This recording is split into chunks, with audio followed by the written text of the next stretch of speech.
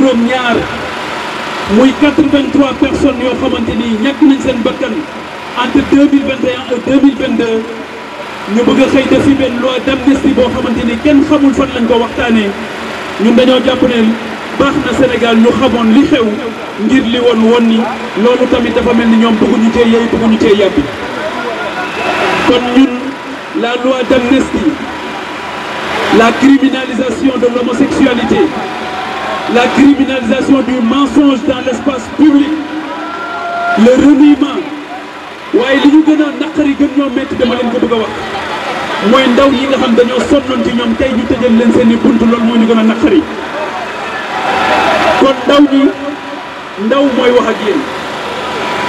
ndaw mooy wax ak yéen bu leen nangu ñu nax leen naxaat leen naxati leen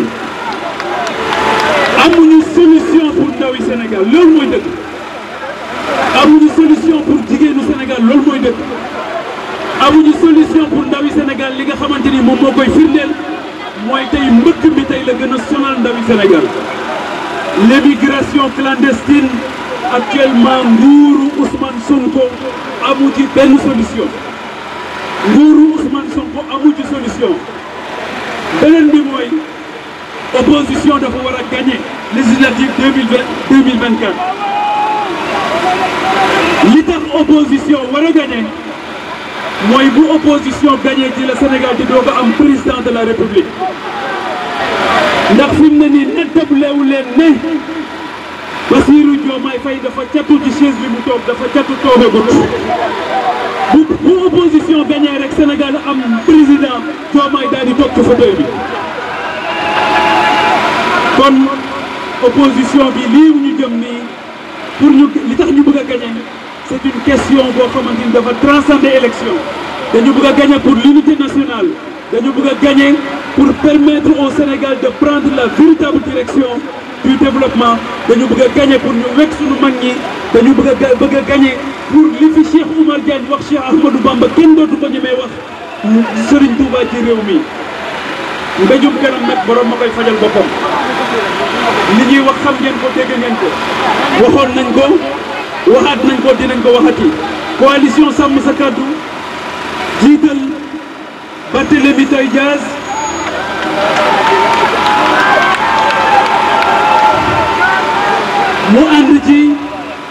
mu ànd ci ak ay kilifa ku ci mel ni Serigne Moustapha Sy représenté par son secrétaire général Cheikh Ahmed Tidiane Youm ànd ci ak le président Khalifa Ababacar Sall ànd ci ak la présidente la dame de fer Anta Babacar Ngom ànd ci ak le président Thierno Bocoum ànd ci ak sénégalaise ak sénégalais yi nga xamante ni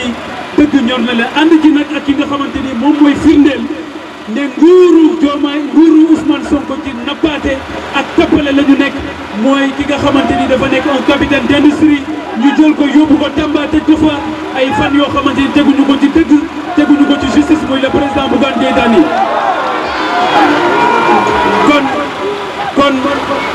kon maa ngi leen di waxal ne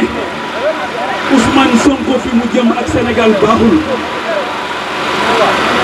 amoo solution pour mbënd mi amoo solution pour mbëkk mi bi ñuy ñëw léegi ñoo ngi jaar ci corniche Touba bi mbënd maa ngi foofu ndox maa ngi foofu ñu bàyyi waa Kër Ñang bu dul woon ak Touba ca kanam bu dul woon ak Barthélémy Dias kon la bay ñaaw léegi nag li tax ñu bëgg a gagné dama bëgg ngeen dégg bu baax dañoo ñëw fii sàmm sa kàddu ñëw ànd ak l'intercoalition li tax ñu ànd ak l'intercoalition mooy dañoo bëgg le 17 novembre dañoo bëgg le 17 novembre balaa 11h ci bëccëg balaa 11h balaa midi carte gi leer ndax tooñ nañ leen ba ci kanamu yàlla kon balaa 11h voté leen la bannière de Takku Wallu portée par Serigne Modou Bara Dolly pour permettre aux populations de Touba ñu def la décision Takku Wallu ñu def la décision bi nga xamante ni moom la Sénégal di xaar kon li tax ma bëgg ñu voter le 17 novembre l'intercoalition mooy coono bi sénégalais yi nekk falu leen ku mën a jiite réew mi ki ngeen fal mooy ab xulookat mooy ab xaxarkat mooy ab saagakat mooy ab yàqkat moom mooy ab tojkat kon loolu yéen a ko war a faj le 17 novembre